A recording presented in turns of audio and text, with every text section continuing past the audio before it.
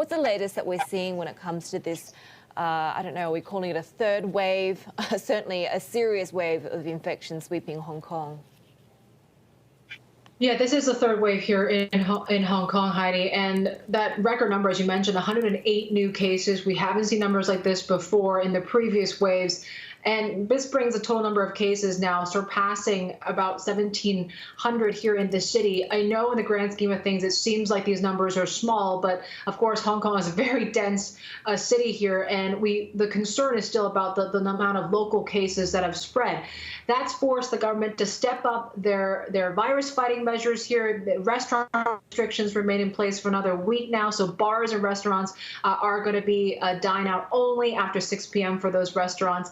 Gyms will still be closed, and now masks must be worn in indoor areas beyond just public transport, and civil servants will start to work from home starting today. So the chief executive, Carrie Lam, in a press briefing yesterday saying that the situation is very severe. There is no sign yet that this is under control. And out of those 108 cases, more than 40% of those are of unknown origin. The wave is worse than what we saw, and perhaps a sign that we haven't seen the worst just yet.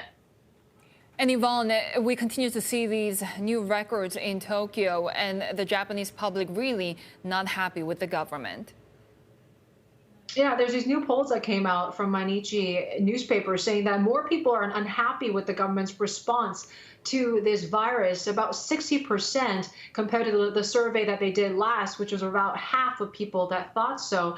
And they said preventing infections should take priority over economic activities. Most are calling for localized state of emergencies to come back, some of which even calling for that nationwide state of emergency to return. And this after we saw those record numbers in Tokyo for a second straight day, 188 new cases now as of yesterday, according to the NHK, and total infections now in the capital reaching more than 9,400. And at the same rate as well, we're seeing Abe's approval rating has also suffered. That fell to 32 percentage points, while his disapproval rating has rose to 60%. And the government is coming at a time when they are planning to kick off this campaign to boost domestic travel by offering vouchers out there. And under this poll, most people actually thought, about 2/3, that they should actually suspend this campaign for now, not just for Tokyo, but parts of Japan as well. Nearly 20% said, yes, you can kick this off,